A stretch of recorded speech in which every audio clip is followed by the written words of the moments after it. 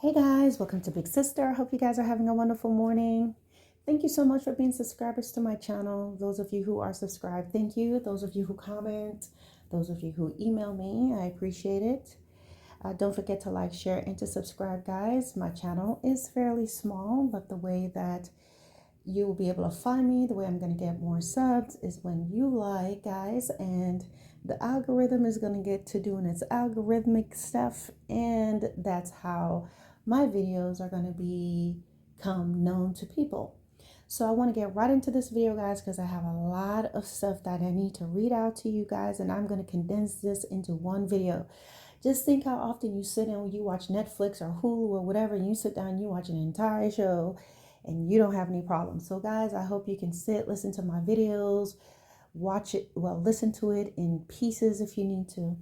And today we're going to talk about toxic fathers. I did a video not too long ago where spoke about toxic mothers. I did split that video, but I don't want to split this because sometimes I found when I split it, because my channel is so small, you guys may not get the second one, and yeah, whatever. And sometimes the first one doesn't even get out there. So, because my channel is little,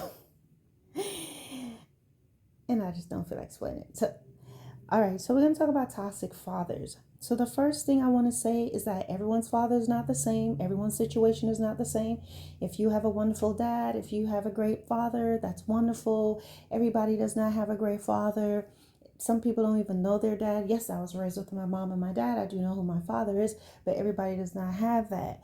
So we have to be sensitive and not think, oh, or look down on others when they don't have that relationship, or they're from a broken home, or they're alienated from their parents for some reason.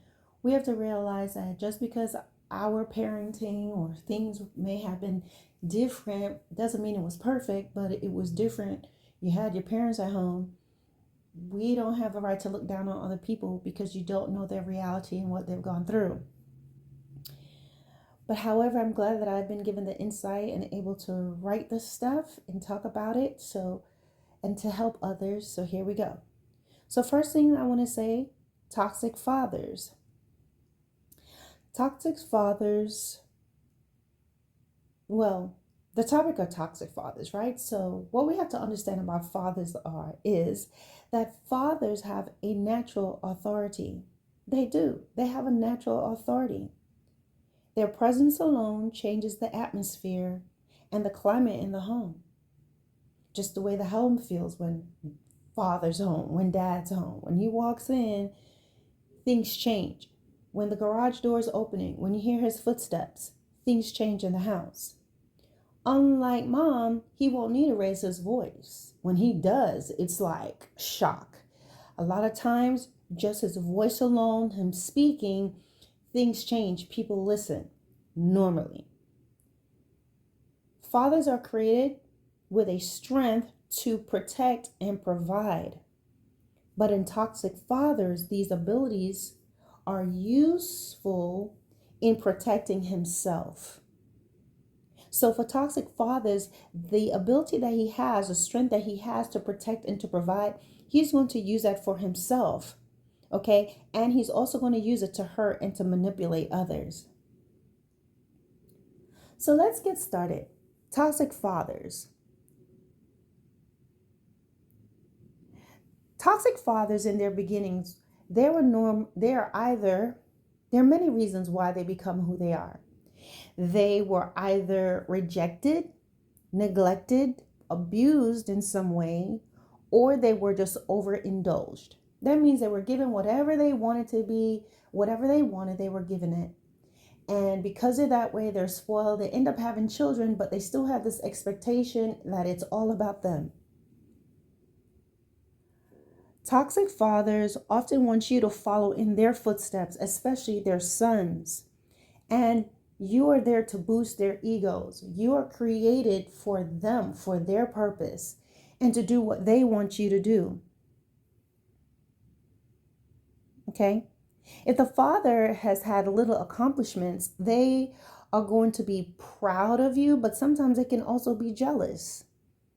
So they'll be proud, but they may have envy. So they're proud and they can brag about it, but they're also jealous of you at the same time. Okay? And what they're going to do is, because they're jealous of you, they're going to remind you that they raised you.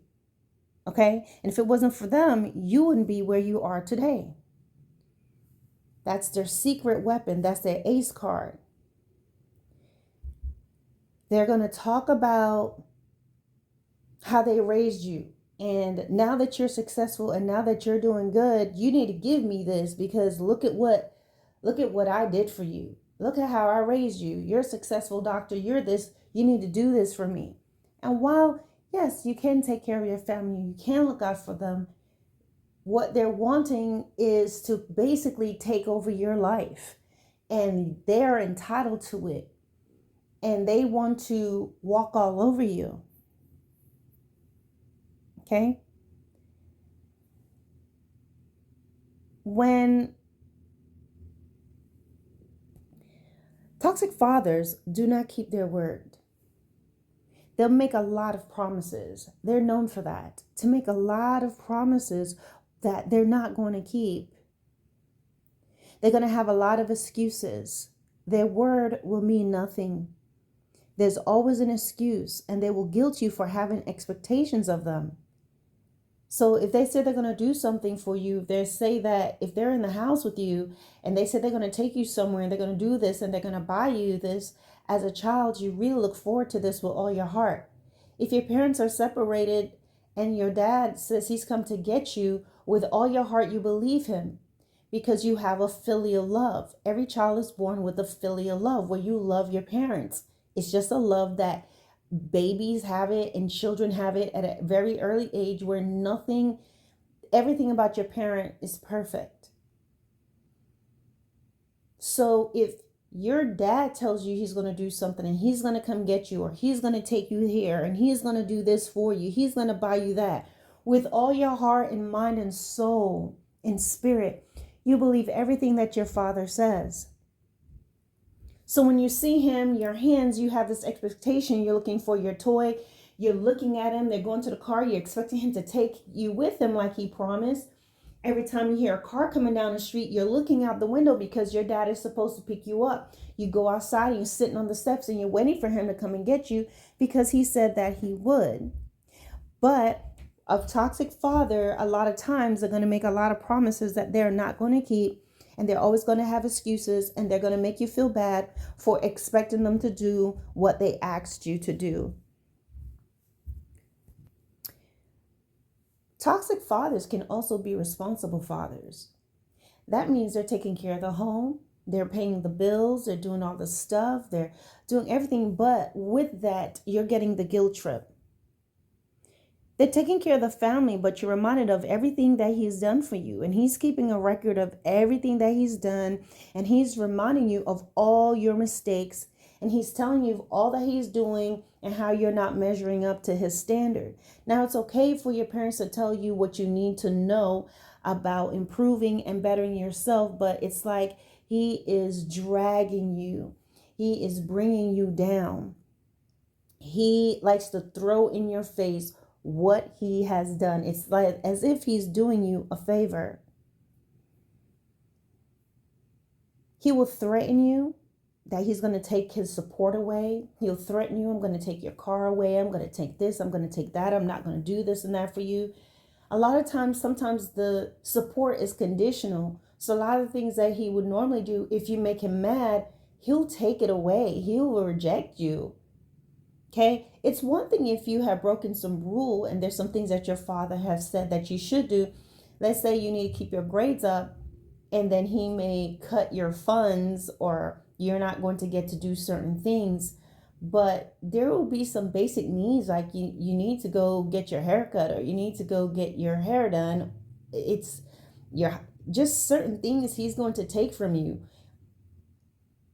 You know, he's going to threaten you that you're not going to college. He's threatening you because you're not you're not agreeing with him, so I'm going to threaten you with school. I'm going to threaten you with the things I know you enjoy, because you are not agreeing with me, and you are not, because you happen to have your own opinion.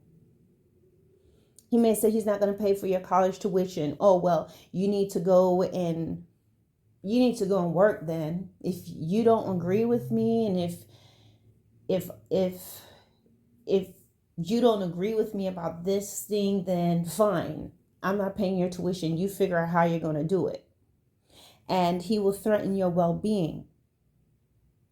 Then you have the flip side with the irresponsible father. Okay, he's not helping you with anything.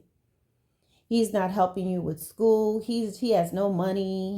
He has not set himself up to be responsible. And if he works, if he has money, he squanders his money. He's very irresponsible with it. If you make any money, he wants some of your money. He's always broke. He's always just never has anything. But the thing about that is, he made those choices for himself, but he's angry at the world. He's angry at you for being born. He's angry at you for needing things. Everything is everyone else's fault. His inadequacies and his failure to be able to provide, he's angry about that and where he is in life, and he takes that out on everyone. Okay, so, and then sometimes they have the money, but they just don't want to do it. So he's irresponsible. So one thing could be he's just financially broke. Others, he has the money, but he just doesn't want to do it for whatever reason. Maybe he's divorced from your mom and he just feels, well, I don't have to take care of you anymore.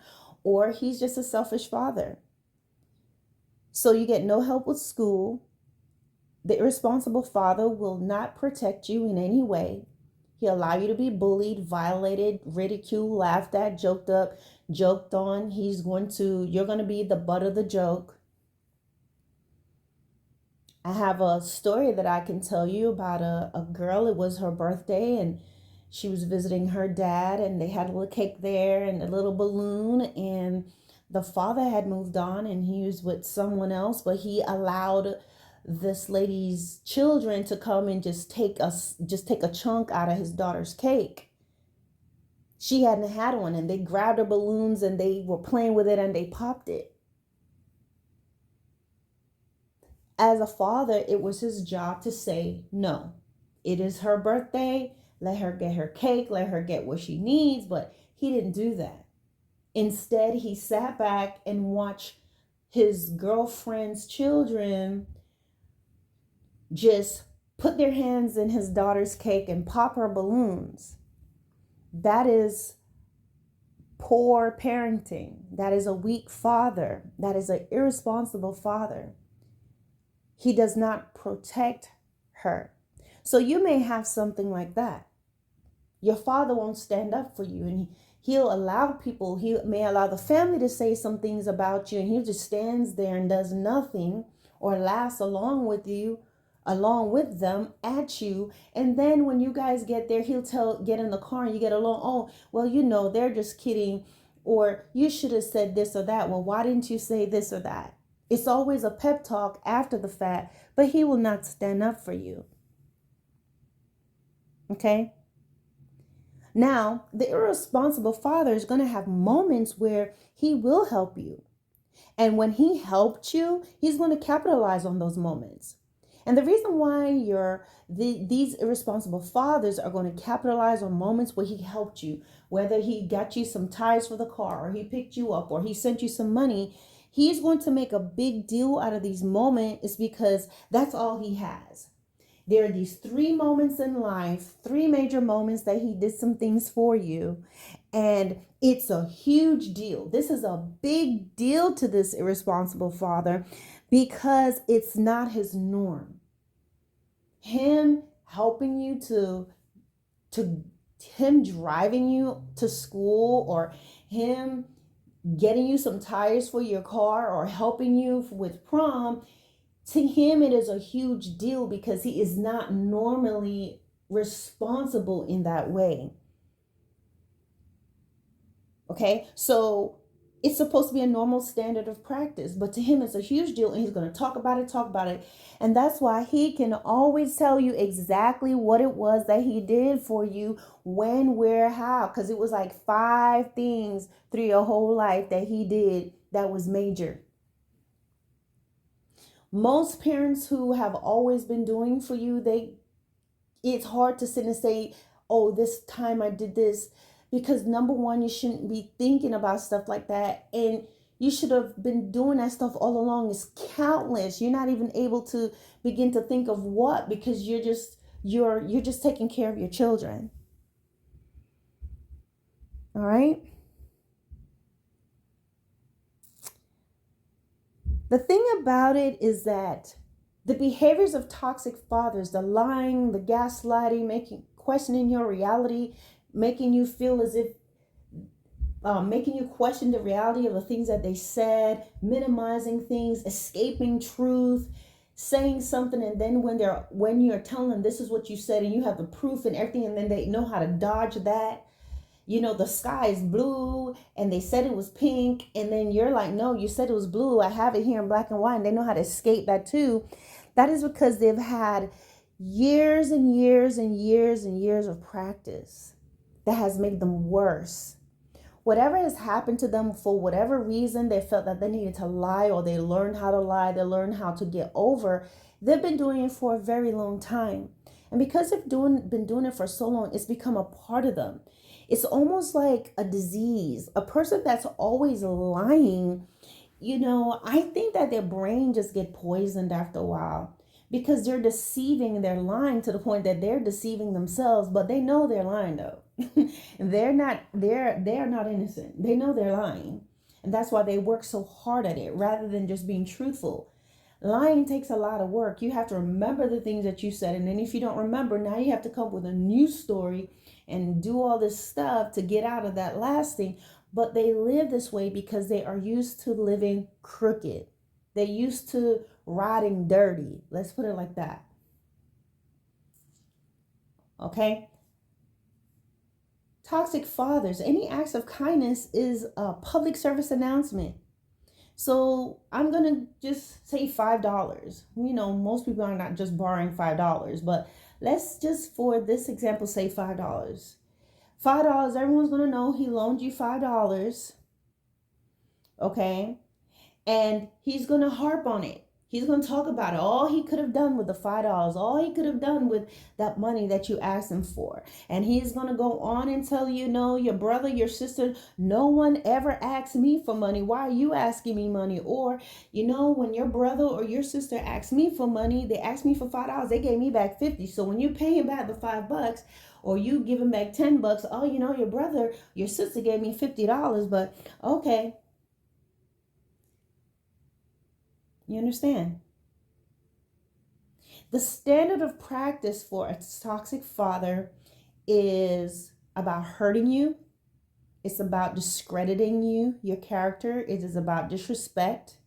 It's about undermining you and saying it was a joke, or denying it ever happened. They'll deny it ever happened. You try to talk to them.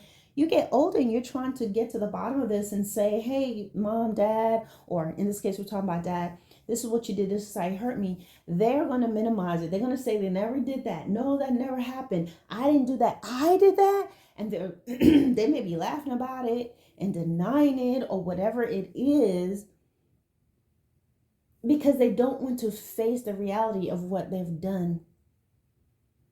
And a lot of times they don't see you as a person or an individual in which where you are worthy of getting a confession or an apology. I'm telling you, sometimes there are parents that see their children just as garden gnomes. You're just like the vacuum cleaner. You're no different than the mop that's in the corner. You have a purpose. You're there. They bought the mop. They bought that vacuum cleaner. They bought that gnome. You have a purpose. You have no say. And that is a sad thing. Toxic fathers will play on your emotions. And they know how to do that in a very subtle way. Again, remember what I said about fathers. They do have a natural authority. Their presence alone can change the atmosphere. they're there, they have a strength that is to provide and protect. But when it is used for manipulation, it can be very damaging. So he can play on your emotions, the connections. So the connections that a daughter will have with their father is that they want to believe the father despite knowing better. A son may feel the same way, but just for this example, so you can insert son here as well, but we're talking about the daughter here. She wants to believe the father. They want to believe their dad despite knowing better. They know the truth. They know what's going on. They've seen it. They've had enough run-throughs and been disappointed enough, but want to they want to believe that he is going to be the man or be the father that they imagine he will be. They're often looking at the moments, the good times that they had with their dad and how he made them laugh and how he took them here and how he took them there. These moments, these sporadic moments that they had, that time they sat and they watched Will and Grace all night, or they went out here, they sat out in the backyard all night with the blankets and they sat there in those little chairs and they just chilled and they laughed and joked all night. These are moments, these are qualities, attributes, but it has nothing to do with their character. Those are moments that mothers, daughters, fathers, brothers may hold on to and be like, oh, this is great. A lot of times when a woman knows that she should leave somebody, or a guy knows he should leave a woman, there are these honeymoon periods. All of a sudden she's doing all this great stuff and he goes, oh, well, I might be wrong. And then he stays there. And next thing you know, he's on the episode of the first 48 hours with a toe tag, But anywho, so the daughter wants to believe what she wants to believe no matter what. And that's because children have the filial love. And the filial love that children will have from a young age, it allowed you to believe the lies. You believe about the toys and the trips that he promised you, even to take you somewhere. He says he's going to take you here. He's going to take you to see this. He's going to take you to see that. He's taking you to the show. He's taking you to Disney. But it never happens. He says something is coming in the mail if dad lives elsewhere. You're looking every day. You're telling your mom to check the mail. Check the mail. Daddy's sending me a toy. Daddy's sending me a toy. And you believe with all your heart and your soul and your mind and all your strength that, yes, daddy's going to, because your filial love allows you to believe that. And it never comes. And then the toxic father continues to push the lie. I sent it. You didn't get it? Knowing good and well, he never got it for you. Okay? Because normally what should happen, he'd be like, what? You didn't get it? Okay, I'm going to call the store. I'm going to find out what's going on. He should be able to present you with that, especially if he took the time to go to the post office and mail that toy. That is very important to you, and you don't get it. He's going to call the postal service.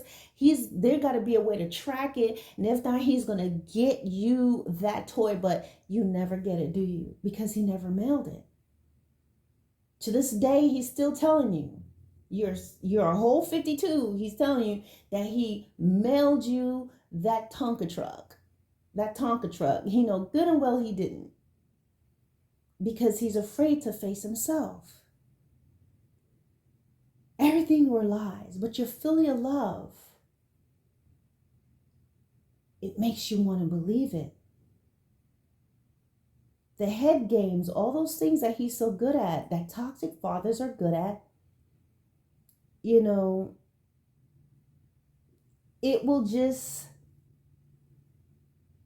makes it hard to believe what's right before you. It's going to make it hard to believe what you see. This is why, despite the truth, he doesn't show up. He doesn't do what he needs to do. He embarrasses you.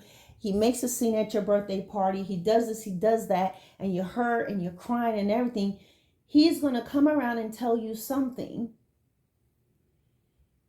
And that filial love inside of you, that bit that's there, or just that connection that you have, or he's going to play on the fact that, well, we're family, I'm your dad. You're going to still want to believe that. But again, as I said, toxic dads, they're not going to protect you. Whether it's with violations of any kind. You go to your dad and you say, Dad, someone did this to me. This person touched me this way or whatever. You're expecting that your dad is going to go to bat for you, but he doesn't. Because this is his friend, or this is somebody that he knows, or he just doesn't believe you. He doesn't want to be bothered. And God forbid he's the one that's doing that.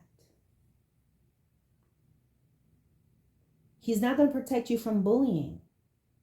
And God forbid that he is your bully. Toxic fathers often makes fun of their children. He's going to make fun of your body. He make fun of you, whether you're smart or not. Or if you're smart, he may call you a nerd. He may call you this or that, or call you all kinds of names. He's going to make fun of your physical appearance, criticize your friends. He may accuse you of being promiscuous out there, sleeping around daughters. If and you're like, I'm not doing anything. He's often going to end up being friends with your enemies, people that's hurt you. Once you tell him about it, he's going to find out who's who, and surprise, surprise, he's allies with them in some way, form, or fashion. You know, he may not say, hey, this is my buddy, like that, but he has a way of keeping people around instead of protecting you and standing with you. People feel comfortable hurting you. People feel comfortable remaining as disrespectful as they've been, even with your father standing right there. Little does he know that he minimizes himself and his authority in doing just that. He has no loyalty whatsoever. And when you complain and you tell him how you feel, you're going to be told that you are overreacting. For sons, a lot of times fathers will compete with their sons. Sons are going to be a younger, better version of the dad. Maybe you're the version he hid. You know, maybe your dad before he got strong and brawny, he was skinny and all of that. And now you're the skinny version of him, and he hates to see that version because he hid that version of himself. Kind of like how some mothers that create a new version of themselves and their daughter come out the exact replica of what they've been trying to hide, and they hate their daughters for that. But let's stick to the dad. They'll compete with their sons, or they will dislike their sons because their sons did not come out like them. They're not athletes like they are. They're not into the same things as they are into. They can be physically and verbally abusive to their sons. They can be very critical with their sons. They are trying to, as I said, they're trying to compete in strength and in looks and in prowess, and they're fighting their sons and trying to beat them down. You know, it's one thing you want your son to be strong, but sometimes a man just simply wants to abuse his son and exercise his authority, and he's physically beating his son because his son is not strong enough. But dad is not realizing that he's going to get old and the son is going to be stronger. And what happens then? Okay. So very critical, can be very critical of the son about everything. Make him feel insecure, make him feel inadequate. Instead of, you can tell your child the truth. You can tell your child, hey, these are the areas in which you can improve in. But a lot of times these fathers, they are unhealthy. They are just criticizing. They want to hurt. They want their son to feel unsure. They want them to feel like they're stupid because it makes them feel better. They want their sons to feel any little thing they can find to criticize them about. This is what they're going to do. A lot of times people that don't know a lot of things, when they do know something, that one thing, they're going to make a big deal out of it. They're going to make a huge deal about this thing you did wrong because they don't know a lot of stuff. So the few things that they do know about, they're going to make a huge deal about it by trying to make everybody else feel like something is wrong with them. He's also going to make his son feel as if he owes him something. It's like, sir, I was not there that hot summer night you decided to make me. Okay? But anywho, a lot of times toxic fathers will ridicule their sons in front of their friends or their girlfriends. The father may be highly critical of who the son chooses to be with just because he wants to be that way. Maybe nothing wrong with a girl, maybe nothing wrong with a woman that he wants to marry, but the father wants to be in control. The father will be a bully and will often cause the friends to pull away from the son because it's very uncomfortable to be around this person that is behaving this way. Or the friends will feel like they have to go along with the father. You know, they're in the house, the dad's making fun, and they may have to do this little nervous laugh, you know, at the expense of the son and all of that, because this whole situation is weird. But then you may, if there's a friend in the group that doesn't like the son anyway, and who's jealous of the son, who has some kind of issue with the son, you may find that this friend may end up joining forces with the father, or even a destructive ex-girlfriend to hurt the son. And the father's not doing this because he cares, obviously, but he enjoys hurting his son. He enjoys seeing his son hurt. He enjoys hearing the bad things the girlfriend is saying about his son, or the ex, and hearing how his son is failing, because the father needs this sort of negativity. This is what he thrives on. Okay? Toxic fathers behave one way. Sometimes they will behave one way when you're alone with them, but they'll change when others are around. And then they're going to tell you that you're overly sensitive if you say something about it. Sometimes you may have a friend like that. You know, the friend is nice and they treat you one way and you guys get along, but whenever you're in company, they're making fun of you and saying things, and then they're going, oh, I didn't mean it. That's not your friend. Toxic fathers are going to work on your mind, and they work on it by making you believe that poor treatment is the norm, or that he was just playing with you and you're oversensitive. And this is setting you up for a life where you will accept this behavior from other people. You got to see it for what it is, guys.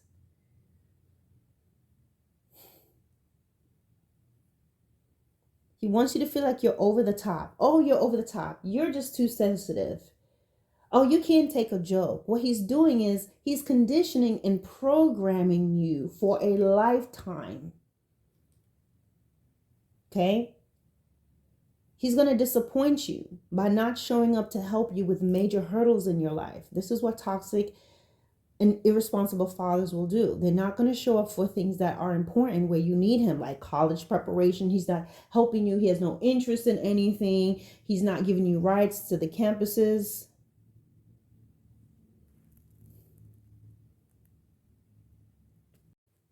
All right, guys, I got kicked out. Let's continue. So toxic fathers will disappoint you. Not going to show up to help you with major hurdles in your life. Now remember, sometimes you have the toxic dad who is responsible and they're going to show up, but you're going to feel every bit of him there, right? He shows up and he's just making it all about him. But in this case, we're talking about the ones that's not showing up. They're not helping you with major hurdles. They don't want to give you a ride to the campuses. They don't want to give you the ride to the school dances. They don't want to help you get ready for prom, the things that you need. They're going to withhold it. They're going to monopolize the entire event if they do show up, as I said, or just minimize it by saying it's silly. You need stuff for your haircut. You need things that you need to prepare for, questions that you have, money that you need for your college applications. They are just not going to help you because a lot of times they don't want you to succeed. They want you to feel like it doesn't matter. Okay, stay home and work at the mill. Stay home and work at the bread factory. You have a thriving future right here, gutting fish with the rest of the family. Whatever it may be, it may not even be that. Okay, it could be they want you to work at the law firm as well, but you have a different dream. Whatever it may be, sometimes, guys, they just will not support you. So whether it's for your education or you just need some help, you have questions about stuff, you have things you want to talk about, they are not going to help you. Okay? So what do you end up doing? You're trying to cope. And the way you're going to cope is you create this fantasy maybe in your head. You make a fantasy dad to make up for his absence. You're going to say he's away on business. You may say he lives outside the country. You may even say that he died or he's a detective. You're going to make up something because he's not showing up to any of your games. He's not present. He's not there. And then when you're around your friends and you're seeing them having normal relationships with their friends, with their fathers, you create something because you long for that and you just don't have it. You compare yourself and you feel inadequate and you may make up some stuff, okay? But just understand that your father's shortcomings is not a reflection of you. What he's failing to do is not a reflection of you, and you can choose a different destination, a different outcome for yourself. Okay? When you get older, toxic fathers often will try to bring that negativity through your children if you have children. Except in this case, he's going to side with them against you. And he's going to say, well, you did that. And I want to make this note here that grandparents can be gentle and protective with your children. You may want to correct them and they'll slip them some candy or something like that. Be like, oh, give them a chance, But the difference is that they won't undermine you. But a toxic parent, a toxic father is trying to undermine you. He works to undermine you and to set you at odds with your children. He's really trying to set you at odds with your family because he doesn't want you to have anything. Now that you're older and now that you're out the house, he wants to destroy even that. Another thing that they may say is, they may say mean things about your children. Maybe they're not trying to side with your children, but they may say some things that's mean about your children, about their looks, about their athletic abilities. Oh, I hope they don't look like their mom. I hope they don't get those lips like their mother. Oh, they're dark like their mother. Oh, they're too light like their mother. They got those freckles like their mother. You see, and you have to step in and nip that in the bud. If you're still afraid and if you're still a coward and if you're still in the stage where he is still able to intimidate you, now he's going to walk through your doors and he's going to continue that toxicity and bring that negativity and plant those seeds of uncertainty and insecurity into your family.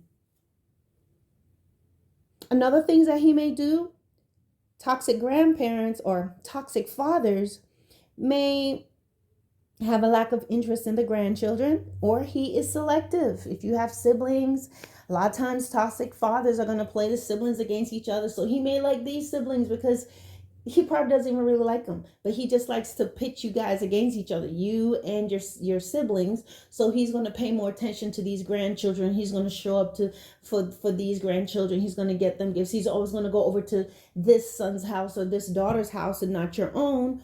Or he doesn't show up for anybody. So what you're going to do, you find yourself doing what? You're trying to remind him and you're trying to prod him, to remind him of the birthday calls and to show up for the party. And they might not show up. They might not show up. And if they do show up, they're showing up for an event that praises the grandchild. That's going to make them look good. So, hey, they graduated from grad school. They got their doctorates. There's some wealth. There's some fame. There's some notoriety. Oh, I want to be here. They're going to show up. Or they don't show up, but they're going to post everything on online. This is my grandson. And they're posting it in their little groups. And they're having a great time on their own. Okay. So now this is where I wrote a few things. Let's see what I did. Hold on one second. So a lot of times they won't show up to these things. Okay?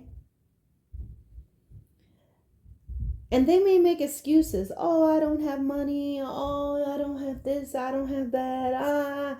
But even without money, time is free. In that age, sometimes they have the time. We just can schedule it. A call is free. It's a choice. They're making a choice. And so a lot of times with these parents, this father, A toxic father, you're going to have the seeds that are going to be planted is you're going to have these broken promises. There's going to be hurt and pain. The past is going to be denied when you're trying to talk about it. You're going to be ridiculed. You're going to be laughed at. They're going to feel like they're entitled to your achievements, your money. They could get loans. You can get them a house. You could do this. You can do business opportunities with them. You know, he may borrow money from your friends, your boyfriends, girlfriends, husbands, wives. He may hurt your reputation by talking about you behind your back because now you're no longer in his control. You're getting older and you're doing well and you're thriving and you're married, and now there are other people. You have a support group around you. And normally toxic fathers are jealous and they're unhealthy and they want to take away even that. They don't want you to have the love of a mother. I'm sorry, the love of a wife, the love of a husband, the love of a boyfriend, girlfriend. They don't want you to have friends who care about you. They don't want you to have love of your children. They don't want you to be successful. So they're going to start talking about you. They'll try to get to your job, make friends with your boss, because they want you to see that no matter what you do, I can come in the middle of it and I have the power to take it all away from you.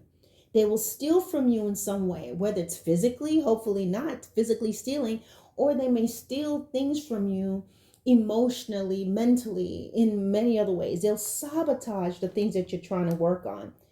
So with that, you have to be so careful who you bring around your dad, who you allow around this toxic parent, even though you don't want to be this way. Because this is the hand that you have been dealt. This is the person he has chosen to be. This is the person he has been working on becoming all these years. Believe me, there has been some warnings and some things that your father could have stopped doing. He has lost some people, lost some relationships, everything, friendships along the way, had close calls, near misses before you came along the way and after that. And he continued and continued and continued and continued to destroy and be destructive. And this is where we're at now. And a lot of times, unfortunately, toxic parents, toxic fathers, they always want you to remember, hey, I'm your dad. Hey, I'm your parent. But they easily step out of that role. They easily jump out of that role to do the most unthinkable things to you. They don't have that loyalty. And so you may share last name and you may share DNA, but you must recognize that even though they have the title of your father, they are showing you that they are an enemy. They're showing you that they're going to stab you in the back. And now you have to make a decision for yourself and for your family. So again, the selfishness, the entitlement, the broken promises, the fantasy of how things happen, despite of how it really happened. I didn't do that. It wasn't that bad. They'll do those things. They're going to override your feelings. They're going to override the things that you may be trying to sit down and talk with them about. You're getting therapy maybe, and you're trying to sit down with your father and talk about some things, but he's still seeing you as this little kid that doesn't really matter. He's blowing you off because he's always done it. He's been getting away with it for decades, and he's going to minimize your pain and make you feel as if you are ungrateful and selfish.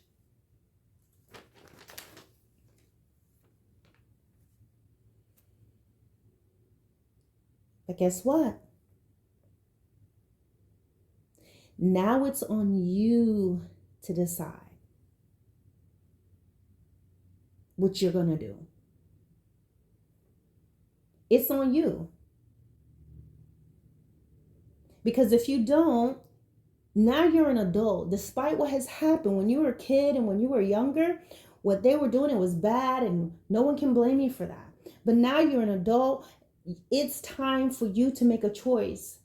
And you're making a choice for your future, for who you may be with. And especially if you have children, because what you're doing is you're teaching your children in a roundabout way that it's okay to accept the bare minimum.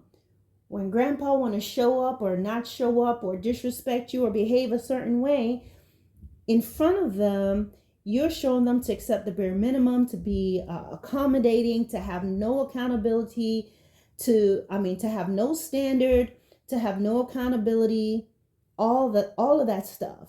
That is what they are being taught. What you're teaching your children is to have zero expectations and that they should just enjoy the moment and don't mind when they're ghosted.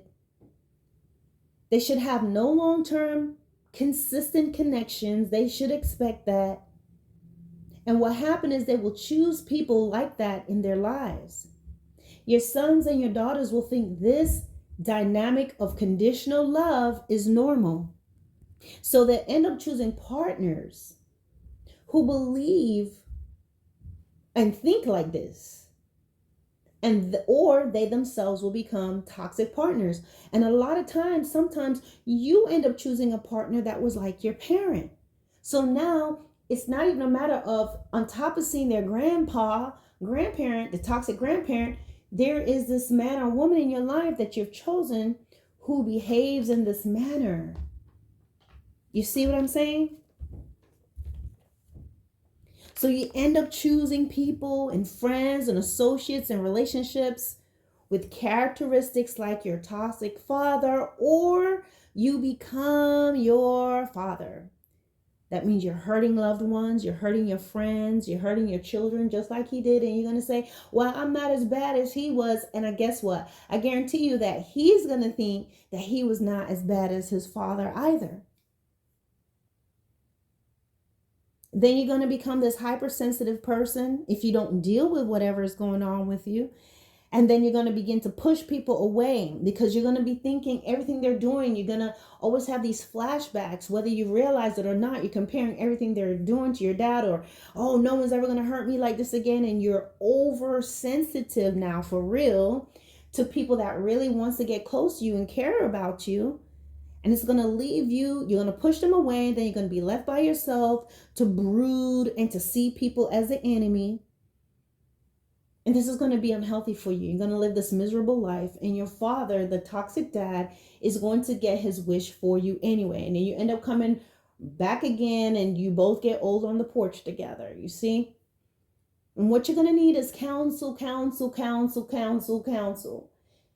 If you can afford to go in and see a doctor, psychologist, or a counselor, go in and talk about these things, because whether you believe it or not, you may have gone off and gone to college and you're successful and you got a 6 figures in the house and all this stuff and you leveled up, You still have those seeds in you, and it's going to pop up in little ways, and it's going to hinder your life. It's like you built on sinking sand. You built on a very unstable foundation. And it messes up a lot of great opportunities that you may have. This is why you see people who, they have these issues, right? And they become pro athletes, and they become actors, and they become presidents, and they become, DAs, and there are these individuals, governors, and they get in trouble for things that you don't even expect. They lose your job over things that you're like, what? He did what? She did what? Yes. Character, those little things that didn't happen overnight. So you have to get counsel, guys. You have to deal with that. Go talk about that stuff. You'll be surprised what's there. You also have to take protective measures. And those protective measures you have to take, number one, you want to try to see if you can reconcile and if you can make things right. I always say, try to see if you can sit down and have that conversation with your father. Now, you know whether or not, if you can. If you have a father who's been abusive, sexually abusive in some ways, and you just feel like you cannot, or he's done some really horrible things, then I can never force you to do that. But those of you who you've gone to counseling first, I would say do that for yourself first. And then that way the counselor can walk you through the steps of how to do this, to have this conversation. And if you're not able to do it, and if he's not if he's not willing to listen, and if he's not willing to take those steps, and if he's not willing to come to terms with certain things, then you're going to have to create the protective measures, which will normally be distance. It can be complete cutting off or occasional, whatever works best for you. You have to protect your family, because a lot of times what they're going to try to do is try to get to you through other people. They'll try to take things from you, try to destroy those relationships, Shake those foundations, because they don't want you to have anything like that. They don't want you to have anybody. They don't even want to give you themselves, but they don't want you to have anyone, because they're broken in your property. And you know what? Eventually, forgive. A lot of times people hate that. That is a F word to a lot of people. Forgive who? But forgiveness is for yourself. Holding unforgiveness and bitterness and resentment is like you drinking poison and you're expecting the other person to die. It holds you hostage. Every time you hear the person's name, you see them, your heart rate may go up, and you just think it gives you a feeling. That stuff can make you sick. It adds years to your life, ages you, and it causes you to feel a certain way. Maybe that feeling, that resentment, is what helped you to power through school, but it's not going to help you long term, because it really begins to bleed into other relationships and make you be just as hard in some situations where you don't need to be with other people. And what it is it's going to take time. For me, I'm a person who prays.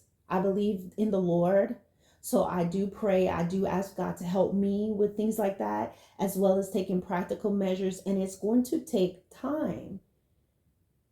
And when you forgive a person, guys, it doesn't always mean that you're going to be buddies and it means you're going to be friends again. You reach this place where you're able, whatever that hurt is, that pain is. I kind of look at it like, have you ever had like like some sort of like a blackhead or something, and it's like deep down, like say maybe in your back or something? I've seen that. And you're trying to squeeze, it hurts, it's uncomfortable, but you can't get it out. But with time, and you keep putting like maybe um, you put a hot compress on it, over time, it slowly comes to the top. And when it comes to the top, it's easy, it just comes out. You understand? And so that may take some time, but that's going to help you a lot. And when that happens, it takes out that heaviness and that hurt and the pain and the gunk and the stink and the pus, all that ugliness that your father took years to put in there and made you think a certain way and made you believe a certain way.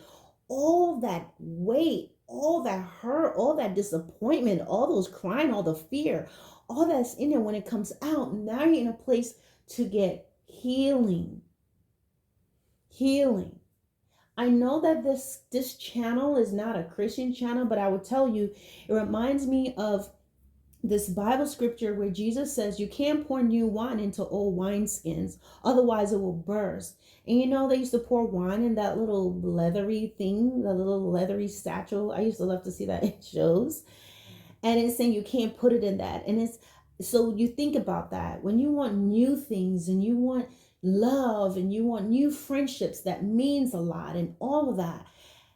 And those things are rare. So don't think you're just going to have a whole group of people that's like that. You'll know a lot of people, but genuine people, they come few and far between. But you have to be ready for that, guys. And when those things come and they pour into you, you won't destroy it, because you're still filled with all that crap your dad placed in you. You do not have to become who toxic parents say that you will be. Those evil words that they're spoken over you, those things that they said out of hurt and pain and anger and resentment to you, that does not have to be your reality. So you have to make a choice. And it's a hard choice, because you shouldn't have to be doing this type of work anyway. It was their job to raise you the way they should and deal with their own demons and deal with their own issues, but they chose not to do that. They chose to hurt you instead. But you can do this, and you can overcome it, and you can become a better person. You can't use mom and dad, and you can't use your father as an excuse for why you're doing this to this person or why you're doing that to that person. Because I guarantee you that your father had his own excuse, or toxic fathers have their own excuses for why they do what they do. That had nothing to do with you, had nothing to do with the people that they destroyed. So, anywho, guys, this is a super long video. I just hope you guys enjoy it, and I hope you enjoyed it. All right, guys, don't forget to like, share, and to subscribe to my channel, and I'll talk to you soon. Peace.